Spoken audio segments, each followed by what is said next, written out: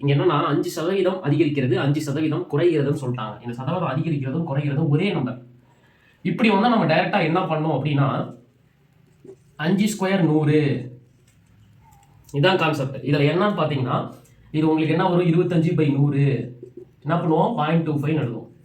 சரி இப்போ இது 5% இருக்கிறதுனால இப்படி எழுதுறோம். இதே ஒரு 7%னா 7 ஸ்கொயர் எத்தனை 49 அப்போ 0.49. சரி ஒரு 12 ஸ்கொயர் வருது அப்படின்னா 12 ஸ்கொயர் எவ்வளோ 144. அது 100 வகுக்கும் போது 1.44. சரி ஒரு 20 ஸ்கொயர் எவ்வளோ 20 ஸ்கொயர்னா 400. 100 வகுக்கும் போது நமக்கு 4 கிடைக்கும். சரி எனக்கு 0.25 0.49 1.454 இந்த மாதிரி கிடைக்குதுன்னா என்ன பண்ணுவோம்னா மொத்தம் 100%மா அந்த 100%ல இந்த 0.25 கழிக்கணும். 100ல 0.25 கழிச்சா 99.75% வரும். சரிங்களா? இப்ப 99.75% நம்ம கொடுத்த கணக்குல பார்க்கணும். இப்ப என்னன்னா எதுவா இருந்தாலும் என்ன இருக்கும் ஒரு எண்ணு 100%ல தான் இருந்திருக்குமா அந்த எண்ணுல 5 அதிகரிக்குது 5 குறையுது. நமக்கு என்ன இது படி பார்த்தோம்னா 99.75% என்ன இருக்கும் அப்படின்னு கொடுத்துட்டாங்க. கீழே 100 இருக்கா அப்ப என்ன வரும் இன்னும் 2 டெசிமல் முன்னாடி வந்துடும். அப்ப என்ன வரும் x × 0.9975 இருக்கும். இந்தாண்ட 9975 இருக்கும். x = 9975 divided by 0.9975 வரும்.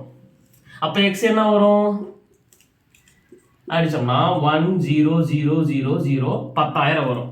எப்படி சார் சின்ன பசங்க போடுறது சார்.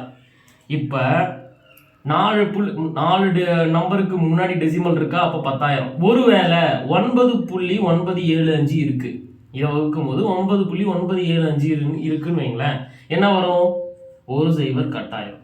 ஒருவேளை 99.75 இருக்குன்னா என்ன வரும் இன்னொரு சைபர் கட்டாயிரம். ஒருவேளை 997.5னா என்ன ஆயிரும் இன்னொரு சைபர் கட்டாயிரம். ஒருவேளை 9975 இருந்தா என்ன ஆயிரும் 1ன்னு வந்துடும். ஸோ விடை என்ன 10,000 தான் ஆன்சர்.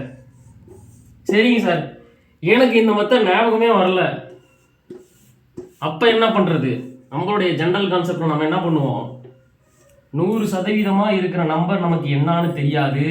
அதுல முதல்ல 5% அதிகரிக்கிறது அப்பனா 105 வரும். 100ல 5%னா 5 அதை வந்து கூட்டிக்கிறோம். திருப்பி அதுல 5% குறைகிறது. 105ல 5% எத்தனைன்னு பார்த்து அதை கழிச்சிங்கன்னா 99.75 வரும். அந்த நம்பர் என்னன்னு கொடுத்துட்டாங்க எத்தனை 9975 கிராஸ் மல்டிபிள் பண்ணீங்கன்னா நமக்கு ஆன்சர் 10,000 வந்துடும்.